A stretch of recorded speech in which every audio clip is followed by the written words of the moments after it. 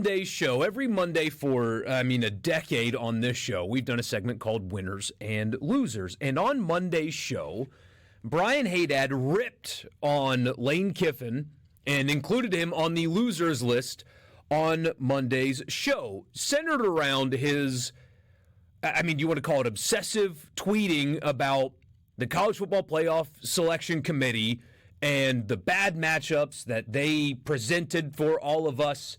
He did it before the selections were made and after the selections were made, and then got oddly quiet the second Tennessee started getting smoked by Ohio State. But up until then, he was very vocal about the poor matchups, the SEC's exclusion, relatively speaking, from the College Football Playoff. Haydad is right, by the way. Everything Haydad said about Lane Kiffin on Monday was spot on. It's loser behavior. As a coach that lost 3 games, all 3 of which they should not have lost, to spend time on social media crying about the selection committee and complaining about the matchups when his team very simply could have been in the playoff had they not lost to 4-8 Kentucky. So he's exactly right. I think even if it's unintentional, I think it's deflection. It's, hey, look over here. Look over here. Don't look at my offense only scoring 1 second-half touchdown in my 3 losses. Look over here. It's the committee's fault. Look at SMU not competing with Penn State. That's the problem. It wasn't my offense. It wasn't my coaching. It was them over there. It was the committee. It was Ward Manuel. It was those guys. Look over there. Don't look at me anymore. So there's a lot of that at play, and Haydad was right in calling it loser behavior. I'm kind of sick of it myself. However, the everlasting conversation on this show, or the everlasting theme on this show, the 2 things can be true at the same time. And this applies to that. On one hand, Lane Kiffin needs to stop crying about the playoff committee. Beat Kentucky. Beat Kentucky. That's all you have to do to get there. But you, and I mean all of you listening, if you're a fan of an SEC school, I know you Southern Miss fans out there, you don't want him to be right. But everybody else listening to this, you want Lane Kiffin to be right. You want that conversation to focus back on what he's talking about as opposed to what it currently is, where we are pretending like the ACC and the Big 12 are comparable leagues to that of the SEC.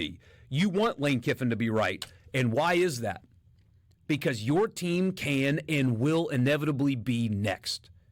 And when they're next, when you, Mississippi State fan, 2 years from now, because with all due respect, you're not going 9-3 in 2025. Have you seen the schedule? It's not happening.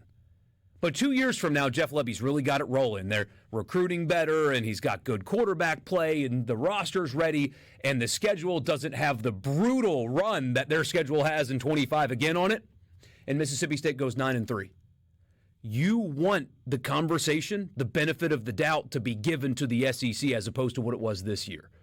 LSU fans, Alabama fans, everybody out there, obviously Ole Miss fans, you want him to be right about this. You want the conversation to change because right now the discourse is anti-SEC.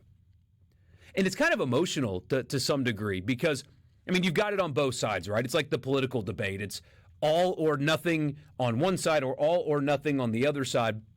You've got people like Nicole Auerbach, who, by the way, works for NBC, talking about how Lane Kiffin and SEC people are so wrong and they should just take care of their own business, and people are mad at Kirk Herbstreit for talking about how it's not just wins that matter, it should be who you play that matters, and the reaction to what he said was so emotional, and it's all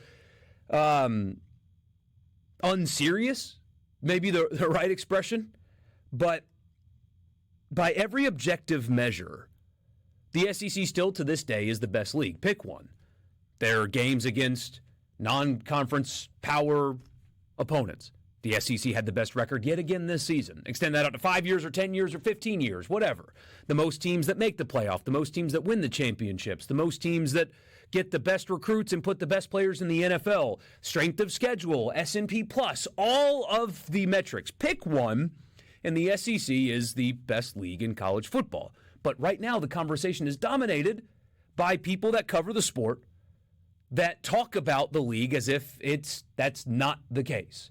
or they want to give the benefit of the doubt to an SMU or an Indiana who played objectively weaker schedules than that of the SEC. And the committee gave those teams said benefit of the doubt, and their performances were lacking. So was Tennessee's, but still.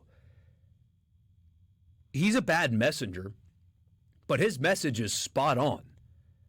The next time the playoff is selected, about 11 and a half months from now, and you're a 9-3 SEC team being compared to next year's SMU, call it Syracuse, you want your team to get said benefit of the doubt. Because right now they didn't. This past season they didn't.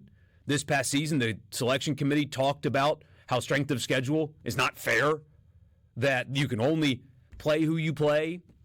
I mean, they completely ignored strength of schedule, openly talked about how it's not something we're really considering, or danced around that conversation.